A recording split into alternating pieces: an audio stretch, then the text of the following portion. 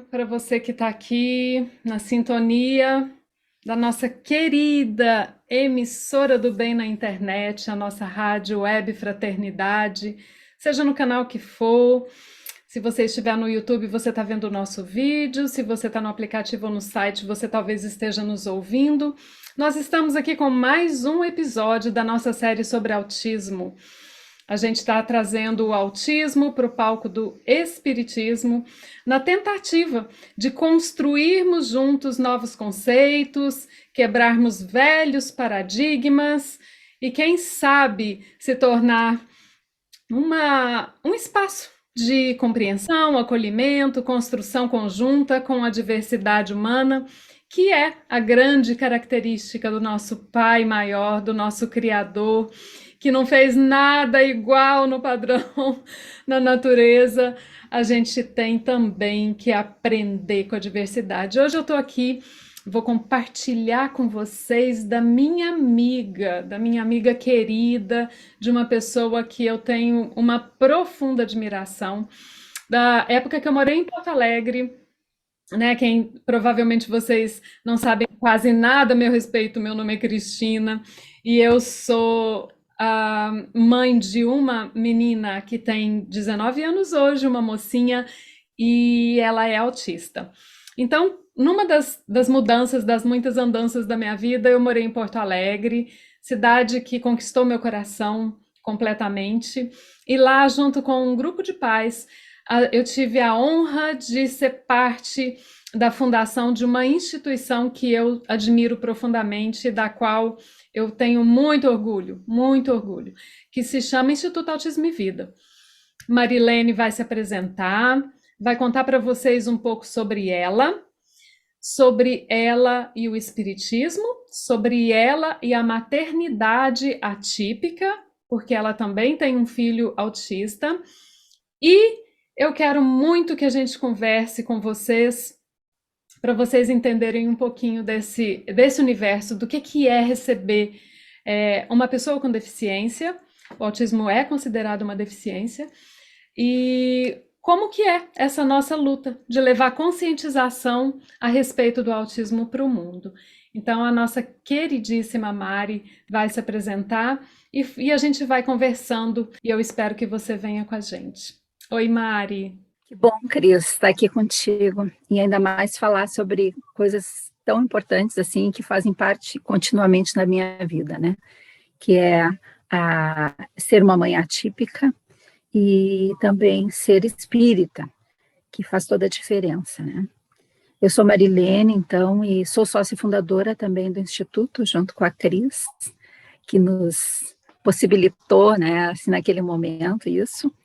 E tenho um filho de 31 anos, atualmente, que é o André. E a maternidade, para mim, foi... A maternidade atípica para mim, principalmente porque ele era o meu primeiro filho, foi algo que surpreendente, né? Ele era um menino surpreendente, diferente, inteligente demais, e assim, foi fascinante no começo, mas ao mesmo tempo teve toda a questão das preocupações, né, que a gente tem, por não ser uma criança que está dentro do padrão, né, como a gente fala. E quando a gente é espírita, né, e não era o caso naquele momento, eu me tornei espírita, realmente, eu era simpatizante, me tornei depois, realmente a gente tem um suporte muito grande para enfrentar muitas situações. E a gente vai entendendo isso que a Cris falou, né, que é tão importante, que a diversidade é um processo educativo do nosso Pai Maior, né, dessa inteligência suprema que faz com que a gente tenha essas diferenças, porque justamente a gente vai se trabalhando. E isso, quando a gente compreende isso, tudo se torna um pouco mais fácil. Então, é por aí. Não sei se tu quer abordar outra coisa, Cris, agora. Não, é verdade. Marilene, quando a gente fala da maternidade atípica e dos desafios que trazem, a gente sempre vê na mente das pessoas que não têm informação, às vezes as pessoas não estão entendendo o que é que nós estamos falando, ou às vezes elas estão pressupondo que é natural, todo mundo faz isso. Você está me contando uma coisa, eu estou fazendo as minhas suposições em cima do que você está me falando. E as pessoas estão pressupondo que a gente é sofredora, que a gente precisa de consolo, que a gente é digno de dó, que os nossos filhos também. Como que é isso assim no seu coração? Quando você fala assim, né, no ambiente espírita, você fala, meu filho é autista, e as pessoas vêm com aquela batidinha no ombro, querendo te consolar. Como que é atualmente para você? Porque, né, o seu filho, você é uma das pioneiras, né? Lá atrás ninguém tinha informação sobre autismo, mas agora a informação tá bem à mão de quem quer, né? Como que é na sua cabeça se sentir digna de, ai, não sei, Eu acho, não vou usar pena, mas compaixão. eu acho que é uma coisa natural, né, do ser humano sentir compaixão quando ele se depara com alguém que está passando por uma situação que ele mesmo não entende, que a gente mesmo não entende, né, porque a gente não está passando. Mas, e aí, ou a gente é considerado uma pessoa triste, uma pessoa, uma coitadinha, uma pessoa que não tem, né, que tem uma vida sofrida, ou a gente é considerado uma guerreira, né, às vezes. Ou a gente é considerado uma pessoa, não, é porque tinha que ser para ti, porque tu tem condições, e tudo isso são mitos, né, porque ninguém ganha um certificado de mãe quando a criança nasce, a gente vai aprendendo no decorrer, isso qualquer maternidade, né, seja ela típica ou atípica, a gente vai aprendendo no decorrer ali do conhecimento que a gente vai tendo com aquele espírito, né? Porque é tão bonito quando a gente é espírita e a gente recebe a criança, a gente olha, para quem será, né? Que está chegando aqui. E a gente quer conhecer profundamente e saber mais sobre aquela pessoa. Então, eu considero que, sim, é uma experiência que, em alguns momentos, realmente é uma experiência difícil, mais desafiadora. Muito mais pelo contexto da sociedade que nós vivemos, do que pela própria criança, porque todo mundo sabe que tendo um filho com autismo, especialmente aqui, como nós estamos falando, mas com qualquer deficiência, enquanto ele está em casa e está com a gente vai lidando com ele e aquilo flui, acontece, né? Quando ele se depara, vai para a escola, se depara com outras visões, né? E às vezes visões muito preconceituosas, e não são nem das crianças, as visões preconceituosas são dos pais, são às vezes dos professores, que começa a confrontar isso, e aí isso causa a dor, né? Isso é doloroso, muitas vezes. Eu sempre lembro, posso falar uma coisinha? Depois corta, se não tiver que cortar. Pode, Eu lógico. sempre, eu sempre lembro de quando meu filho estava lá, eu acho que na segunda ou terceira série, ele chegou em casa triste porque tinham feito alguma coisa desagradável para ele, né? Falado alguma coisa desagradável. E daí ele era um bullying, né? Naquela época não se falava muito nisso. E daí ele me disse, aconteceu isso. Eu disse, meu filho, isso acontece com toda criança, né? A mãe, quando estava na escola também, às vezes brincavam de um jeito que eu não gostava, falava alguma coisa de mim que eu não gostava. Ele disse, não, mas nunca ninguém te chamou de anormal. Então já é uma coisa pesada para dizer para uma criança, né, que está tentando se enquadrar ali. E aí eu me lembro que eu disse, assim, do fundo do coração aquilo me veio, sabe? Eu disse para ele, meu filho, ser normal é muito chato. O legal é a gente ser diferente, sabe? Aquilo me veio assim e eu pensei, poxa, e foi uma coisa que para ele fortaleceu um pouco, sabe? Pode ser que ele não tenha naquele momento, não tenha amenizado o sofrimento dele tanto, mas é uma coisa que até hoje ele pensa, sabe? Ele quer ser aceito do jeito que ele é. Então, eu acho que é importante a gente ter essa visão, né? Dentro da doutrina? Não, eu ia dizer que dentro da doutrina espírita, o que que acontece, né? A gente também é visto como, às vezes acontecem coisas desagradáveis, né? A gente precisa falar sobre isso também. Lógico. Esses dias, isso nunca aconteceu exatamente comigo, mas esses dias uma mãe que foi procurar o espiritismo porque queria uma ajuda num momento difícil. Eu era uma mãe de uma criança com autismo, né, de uma adolescente com autismo, e ela me disse, sabe, que eu fiquei muito chocada, porque me disseram lá que eu tinha uma dívida muito grande com essa minha filha, e agora eu vim para pagar essa dívida com ela. Então, existe um julgamento, às vezes, né, que a gente sabe que, poxa vida, Jesus nos diz para não julgar, e a gente esquece isso o tempo todo. Então, existe um julgamento que é uma forma de tentar justificar para nós um sofrimento. Uhum. Que às vezes nem é um sofrimento, é uma condição de vida, né? É apenas eu quero entender alguma coisa, por que essas crianças vêm, por que algumas pessoas são diferentes. Eu quero ajuda da doutrina, mas então as pessoas acham que consolam dizendo isso, e eu não vejo um aspecto consolador da doutrina dessa forma.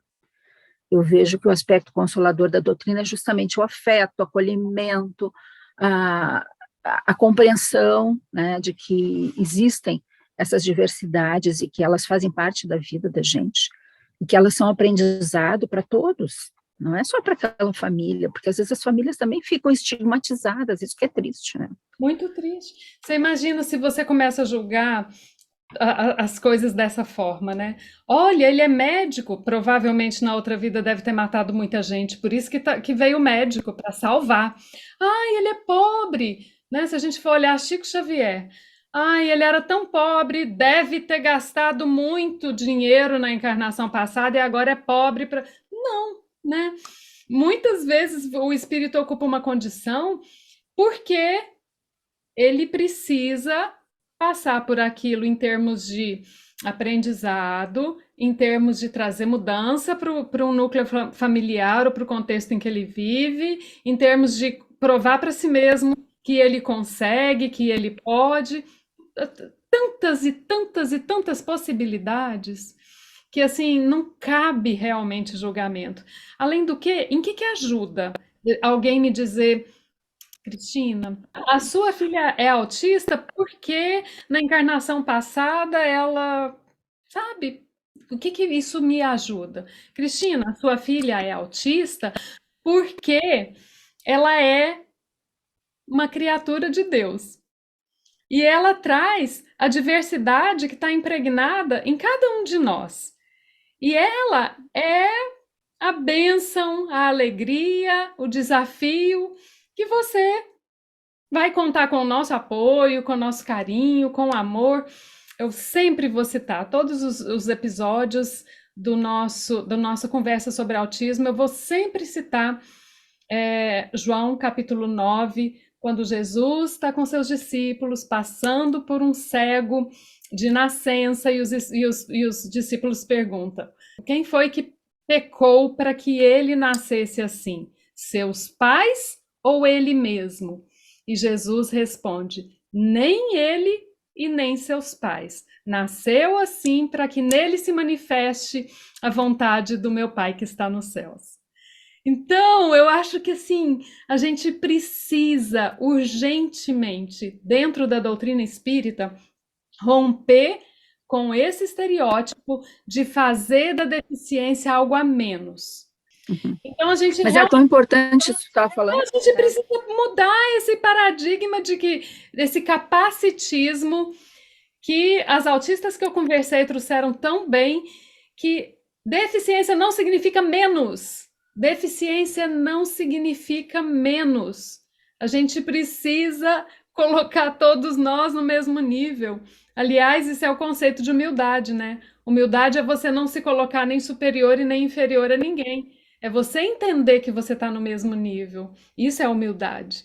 Então, assim, capacitismo, a gente está sendo muito orgulhoso, achando que pelo fato de você não ter uma deficiência, você é melhor que alguém.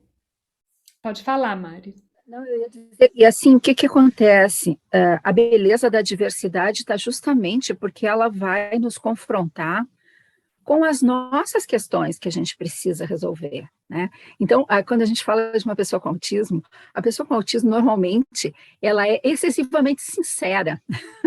sabe? Então, quando eu penso nisso, ela está lidando com o quê? Ela está fazendo a gente enxergar a nossa hipocrisia em algumas situações, sabe? Então, assim, quando ela te confronta de uma forma sincera, às vezes até com um pouco filtro social, né? Aquela coisa de falar coisas, assim, que nos parecem inconvenientes, a gente se dá conta de que em muitos momentos nós realmente somos bastante hipócritas, né? No que a gente, na forma como a gente está lidando com a vida. E, então, essa beleza da diversidade é que nos faz também evoluir, E né? nos Se a gente for cobram pensar do ponto exemplos de o vista. tempo todo, não é, Mari? Porque se você fala Sim, para o seu filho fazer algo e você não faz, ele vai te cobrar, ele vai te lembrar, ele vai te mostrar, ele vai copiar a sua atitude no momento e você vai falar assim, nossa, ele está fazendo exatamente igual a mim, só que no contexto, né, inadequado. Então, assim, eles são grandes professores. Ai daquele que não tem olhos de ver, que na diversidade você aprende muito mais do que no padrão normal, né? eu lembro, Cris, que a primeira vez que eu fui num médico, ele era um médico homeopata. Na época eu não era espírita, assim, e o André era bem pequeno. E foi quando começou todas as dificuldades. Eu já tinha o Gabriel, que é um pouco mais novo, e daí eu comecei a falar sobre as dificuldades que nós encontrávamos com o meu filho mais velho. E o que ele me disse? Ah, tu tem um instrutor em casa. Daí eu disse, como assim? E ele me disse, porque é muito fácil tu amar esse seu segundo filho, que tu diz que é maravilhoso, que é sorridente, que te entende, que brinca e tudo mais. Agora, isso, a facilidade em amar não é a realidade do amor. O amor real é aquele que tu vai ter que dedicar àquele que te desafia. Esse é o amor real. Então, na realidade, ele é um instrutor. E na época eu não tinha essa visão assim tão clara, mas eu nunca esqueci isso, sabe? E eu olho sempre para ele assim, naqueles momentos mais difíceis, em que eu vejo que ele começa a argumentar coisas e que eu não acho muita coerência, tem dificuldades às vezes, né? Porque a gente passa alguns perrengues, né? Em alguns momentos.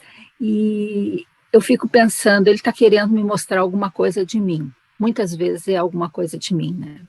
Uma vez ele me disse assim, eu nunca esqueço isso na minha cara, tu é muito arrogante, mãe. E eu fiquei pensando, na hora a reação não foi boa, mas depois eu fiquei pensando, eu sou arrogante. E eu não olhava para isso dentro de mim. E aí eu comecei a olhar.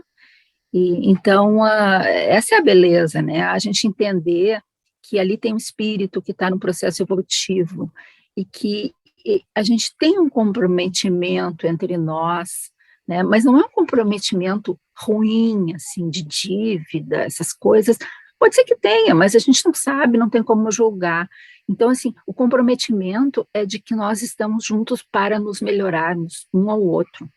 Então, eu acho que é isso que a gente tem que sempre pensar, é isso, acho que é isso que a doutrina espírita nos ensina, sabe? Então, eu fico muito triste quando vejo as pessoas falarem de uma forma muito, assim, dogmática, mística, generalizante, né, de que tudo está pagando, tudo são problemas de vidas passadas. Não, mesmo que seja, a gente não tem condições de julgar, não tem condições de saber, e nem interessa saber, né, Cris, porque por Não que vai que interessar. interessa a nós saber isso? Eu só vou fechar com uma coisa que eu vi há muito tempo atrás. Era um, era um post onde, numa enchente, um irmão que cuidava do outro, ele carregou por não sei quantos quilômetros o irmãozinho menor nas costas. E quando ele chegou no lugar de abrigo, as pessoas disseram: Como você conseguiu carregar todo esse peso? E ele virou para a pessoa e falou assim: Moça, não é peso, é o meu irmão. Então, assim, gente, não é peso, são os nossos filhos. Não é espírito endividado, são os nossos filhos. É a minha filha, é o filho da Mari, é o filho do cuidador, é o neto da pessoa com quem você está conversando, é o irmão. Não olhe e não comente dizendo, achando que está fazendo alguma coisa assim muito positiva, tratando, né, qualquer deficiência como uma condenação, como uma coisa negativa. Você não vai ajudar, você não vai contribuir com essa atitude. Então, a primeira coisa que tem que fazer é mudar a nossa cabeça em relação ao jeito que nós vemos a deficiência. Porque mesmo que você não tenha alguém com um autista na sua família, você com certeza vai vir a conviver com alguém e você vai poder contribuir. Só pelo fato de você já estar um pouco mais informado. O autismo é o transtorno mais prevalente atualmente em crianças. Você provavelmente, se não convive, há de conviver com alguém que teve a sua vida tocada pelo autismo e vale a pena se informar. Só o fato de você se informar, você já vai conseguir olhar e entender o autista de uma outra forma, né? De uma forma mais adequada, vamos dizer assim. Estamos todos no caminho. E ela vai continuar falando para a gente sobre essa questão do suporte que a doutrina espírita pode trazer para a vida do autista e também para a vida dos pais e dos cuidadores. E é com muita alegria, né, que a gente pode falar desse assunto, porque a nossa missão dentro do Instituto é justamente conscientizar. E a gente tem que conscientizar sempre, em todos os contextos, em todos os aspectos da nossa vida, né? Então, dentro da doutrina espírita, eu tenho tido, assim, a grande alegria de muitas vezes ser chamada para falar sobre o autismo, porque é importante. E eu acho que abre muitas portas, assim, para quem, muitas possibilidades para quem realmente quer entender a doutrina e para quem realmente quer se apropriar desse conteúdo, porque o que eu acho muito triste é que, às vezes, a nossa doutrina, ela acha que justifica e explica tudo sem conhecimento, né? Eu acho que o conhecimento é uma base muito importante para que a gente possa falar de qualquer assunto. É claro que a doutrina é riquíssima, a gente tem que estudar ela sempre e compreender, mas ela tem que ter uma base no conhecimento científico, naquilo que a gente vivencia, isso é fundamental. Então, às vezes a gente ouve pessoas falando sobre autismo e dá vontade de chorar, né, porque ela está passando desinformação, né, aqui, com todo respeito, né, não quero fazer uma crítica, mas é que isso afeta diretamente a nós, né, diretamente a pais e aos autistas também. Mas, a parte de tudo isso, eu acho, o que eu gostaria também de transmitir aqui é a importância que a doutrina espírita tem na vida das famílias e também na vida do próprio autista, né? Daquele que está passando por essa experiência que é riquíssima, né? E que a gente precisa valorizar e não desqualificar, né, o tempo todo, mas valorizar. E ela dá uma força, ela dá é uma coisa muito importante, assim, porque a gente sabe que toda pessoa que tem um tipo de transtorno, e o transtorno mental, ele sofre muito preconceito, né? E aí o autismo se enquadra também nisso. Toda essa pessoa, ela tem uma carga sempre, mais de cobrança, né, da sociedade em geral e tudo mais. Então, se a gente tem a fortaleza da doutrina espírita que nos ajuda, pode acontecer casos de depressão, qualquer um de nós pode ser afetado por isso, né, em qualquer circunstância. As pessoas, as famílias com autismo e os autistas, eles têm mais facilidade de ter esses casos de depressão. A doutrina, ela tem que servir como algo que nos fortaleça, né, e é nesse aspecto que a gente quer investir sempre. E eu, assim, eu digo por experiência própria, foi uma coisa muito importante na formação do meu filho, não só desse filho, dos outros também, mas desse especial, porque nos momentos em que em que acontece essas quedas, essa depressão, essa dificuldade de convivência, dificuldade de ser aceito, a doutrina dá um respaldo, ela ajuda, ela fortalece, né? A gente sabe que as pessoas com autismo e outros transtornos, elas têm aí é uma coisa bem forte de se dizer, mas a gente precisa dizer, tem mais possibilidade de buscar o suicídio, por exemplo, né?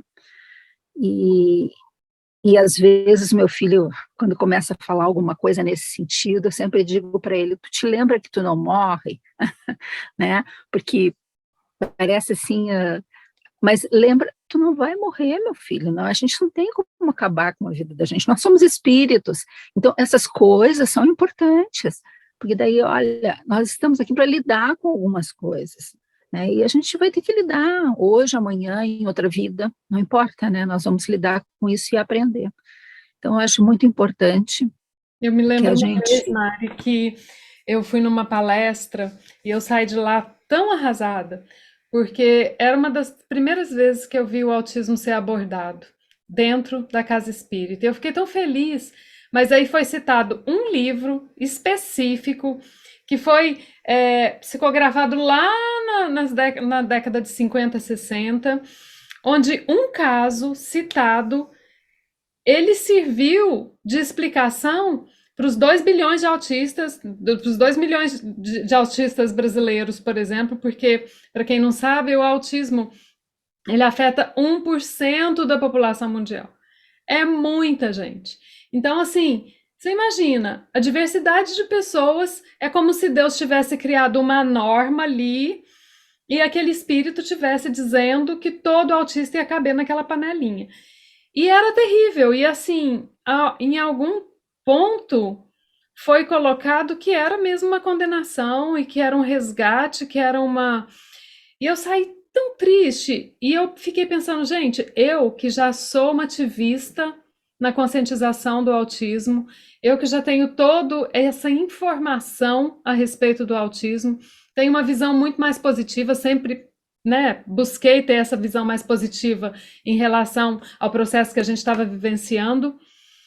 Eu fiquei abalada assim. Imagina uma mãe que chega na casa espírita pela primeira vez, que acabou de receber o diagnóstico, e vê ali as pessoas tentando, sabe, justificar ou explicar. Então, assim, você passou por alguma coisa nesse sentido, assim, de ouvir, de experimentar esse tipo de. Porque é um preconceito, né? Esse tipo de preconceito. dentro da casa espírita, não tanto, né? Agora, eu, por exemplo, eu vi em alguns momentos que eu falei, que eu conversei, não especificamente com o meu filho, mas sobre crianças autistas que estão sendo recebidas na evangelização, nesses espaços infantis, assim, em que a, o conhecimento é muito importante, ele é fundamental, sabe, para que as pessoas entendam o que é o autismo, porque o que acontece, assim como nas escolas, muitas vezes a pessoa acha, a pessoa tem boa vontade, aquele que está lidando com a criança, né, ela tem boa vontade, ela quer ajudar, mas aí ela não entende que o que ela está precisando fazer ali é incluir essa criança, e não segregar, não no caso, arranjar uma outra atividade porque aquela criança não se enquadra. Não é exatamente isso. Então, é falta de conhecimento mesmo. Então, eu percebo, esses dias, durante a pandemia, uma pessoa me procurou porque eles estavam tendo evangelização pela internet, né? E aí tinha uma menina com autismo que era, assim, hipersocial, porque isso acontece, né? A criança com autismo, às vezes, ela é hipersocial, ela não é hipossocial. Acontece deles quererem realmente socializar o tempo todo. E a menina, então, colocava escrevia muita coisa, interferia muito na. E aí alguém deu uma dica, né? Uma dica ali que não era boa, de que, não, deixa ela falar, deixa ela falando, não dá bola, não dá, né? Porque fica chato, porque ela incomoda e tudo mais. Não, deixa ela falando, né? Então, eu disse, não, a gente não pode fazer isso, deixar ela falando, né? Ela precisa de atenção, ela precisa também de atenção. Então, não é que tu vá perturbar, atrapalhar, tu não vai atrapalhar a tua aula, porque tu está ensinando, tu está tentando ali passar para essas crianças tolerância, paciência, amor ao próximo, e aí tu vai deixar uma pessoa que está precisando disso tudo, a parte da... Não, inclui, né? O que que a está falando? Vamos falar sobre isso, então ela está interessada. Sempre tem uma forma de trazer né? Vamos Os começar interesses do o autismo. nosso momento te dando 5 minutos, todas as nossas interações, os primeiros 5 minutos são seus. Você vai falar o que você quiser, você vai contar o que você quiser, e depois vai ser a vez da gente falar. E lá no final a gente te dá mais 2 minutos e você vai poder falar o quanto você quiser. Sempre a gente vai achar um jeito. Se a gente tiver amor, né? A Tabata, que foi uma das entrevistadas, ela falou assim, eu falei, o que você aconselha, né? Que dica que você dá? Ela falou assim, nenhuma dica vai funcionar se não tiver amor. Então eu acho que a dica principal é ame. Porque quando você ama de verdade, e amar não é só essa palavrinha bonita, quando você ama de verdade, você acha meios, você acha formas, você acha conexão. Eu achei tão bonito, eu acho que é tão real isso, né? É. Conexão é tudo, né? Porque a gente sabe que muitas vezes as próprias professoras, né, que às vezes a gente vai conversar sobre autismo com professores, é uma das nossas tarefas no Instituto, e os professores dizem, olha, eu estou fazendo isso, aquilo, porque eu não sabia o que fazer, mas aí eu estou fazendo isso, aquilo está funcionando. Eu disse, o fato de tu estar fazendo, de tu ver que está funcionando e de tu realmente estar envolvida com isso, já é um grande passo, né? Porque a técnica, ela pode ser maravilhosa, o conhecimento pode ser importante, mas é isso que a Cris falou, né? Não é que o amor vai funcionar para tudo, mas o amor, ele é um potencializador de qualquer técnica. Ele potencializa, ele faz com que aquilo flua, né, que aconteça, porque senão não acontece. A gente sabe que o afeto é tudo, né? Paulo Freire diz isso sempre, né? A gente sabe que o afeto é tudo, assim, para que essa conexão se faça. E a pessoa com autismo, a Cris sabe bem disso, né? Claro, todo mundo que conhece um pouco, que os autistas, eles têm essa coisa de se ligar às pessoas que realmente estão contribuindo, que estão se mostrando que eles são importantes, né? A pessoa que faz essa conexão fica muito mais fácil, sempre fica muito mais fácil com eles dessa forma, né? Quando existe a conexão. Isso assim. Validar, né? Validar o que eles trazem, validar o que eles sentem, não desprezar, não se sentir melhor, né? É realmente olhar para aquela pessoa e sentir que você está diante de um irmão, de uma irmã, que não é em nada diferente e menos que você. Se você sente isso, se você consegue fazer essa conexão, eles sentem de verdade. E aí o caminho se faz. Mari, a gente está nos nossos minutos finais. Se tiver uma mãe ou um pai, ou um familiar que recebeu recentemente o diagnóstico de autismo e que estiver naquela fase um pouco perdido, na neblina, que eu costumo dizer, né? Sem saber muito bem o que sentir, o que esperar, essa fase onde que a gente fica confrontado, né? Diante de algo que para a gente ainda é incerto. O que que você tem, o que que você acha que você, a Marilene, mãe de um autista espírita, pode dizer para essas pessoas? Eu digo algo que, na realidade, aprendi com uma pessoa muito especial, que era do nosso grupo também, e que sequer era espírita. A gente tem que viver cada dia, né? Cada dia a gente tem oportunidade, e como espírita, a gente sabe que cada situação é uma experiência a ser vivenciada e é um aprendizado sempre. Então, esse luto que a gente faz, que a gente fala que é um luto quando a gente recebe um diagnóstico e quando a gente se vê sem chão, porque a gente não sabe, a gente tem medo, né, essa é a verdade, a gente tem medo do futuro, é um luto de uma expectativa nossa, né, porque aquela criança que está na nossa frente, ela tem um potencial imenso, e a gente não tem como saber qual é esse potencial. A gente precisa investir com conhecimento, com terapias, investir com amor, investir com dedicação e principalmente com essa aceitação, né, que a gente precisa ter. Isso eu acho que é fundamental. No Instituto Autismo e Vida, inclusive, a gente conversa muito com pais que receberam diagnóstico, a gente tem lá uma linha, né, de aberta para fazer essa conversa, que a gente chama de bate-papo, que é desde a época da crise, eu acho, né?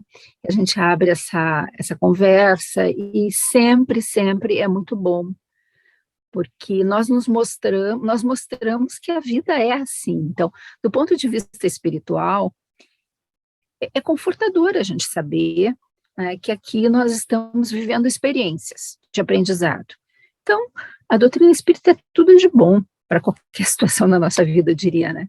Se a gente souber realmente, ah, se a gente souber aproveitar esse aprendizado que ela nos traz, porque é uma montanha-russa a nossa vida. Dentro do autismo, ela é uma montanha-russa, né? Ela não tem, os períodos de estabilidade são raros, a gente sabe disso, né? A coisa vai, acontece, a gente se surpreende, a gente se frustra, isso acontece o tempo todo. Mas nesse dinamismo, eu diria, a gente aprende muito, a gente se desenvolve, a gente se torna pessoas mais tolerantes, mais pacientes, mais compreensivas, a gente começa a se gostar mais até, né, porque a gente começa a perceber que o autismo é essa diversidade necessária, né? Eu acho que ela é bastante necessária. A gente vê que as pessoas que convivem, né, isso tem um sócio nosso que sempre diz, né, ele diz que as mães com autismo, elas são mais bonitas, elas são mais inteligentes, elas são ele coloca lá em cima, não é isso, né? Não quer dizer que seja isso, mas a gente tem que se esforçar mais para ser. Aí que tá, né? A gente tem que sair do nosso conforto. E enquanto espírita, a gente sabe que é assim. A gente tem que sair da nossa situação ali de conforto e procurar evoluir. Então, acho que as experiências da vida, elas são gratificantes sempre, se a gente souber aproveitar. Acho que é por aí. Tá? Mas, de qualquer forma, a gente deixa aberto para quem? Para os pais que precisarem também entrar em contato com a gente, né? Autismo e Vida. Perfeito. A gente recebe com muito carinho. Eu gosto de uma frase da irmã Dufaux, que ela fala que espiritismo na cabeça é informação, espiritismo no coração é transformação.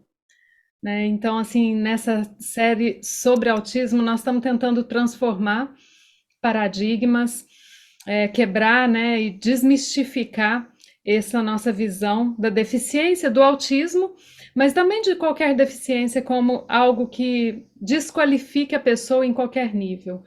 Ninguém que tem qualquer tipo de diferença, vivencia qualquer tipo de diferença, é menor do que a gente. Então, se você tem a oportunidade de conviver, de cruzar em algum momento da sua vida com pais de crianças autistas ou com qualquer deficiência, evita sentir pena ou colocar aquela famosa frase, você é escolhida, você é guerreira, porque isso você está dizendo assim, ó, esse aí é você sozinho. Não, você faz parte do meu grupo de amigos, quero fazer, né, parte da sua vida, venha fazer parte da minha vida também. E assim, porque o que a gente mais sente na pele é esse isolamento, né? É aquela piedade que te isola. E a gente quer mudar isso. Então, assim, a gente espera realmente que o seu coração seja tocado, que você saia dessa série que a gente tem feito mais informado. E, Mari, muito obrigada. Você sabe o quanto eu te admiro, eu admiro o seu trabalho, eu admiro você como pessoa. Você está no meu coração e eu sou muito grata por você ter topado vir aqui conversar com a gente. É sempre um privilégio poder te ouvir. Muito obrigada. Idem, né? Porque sabe que eu também te admiro profundamente. E a você que acompanhou até aqui, muito obrigada. Faz uma playlist aí sobre autismo.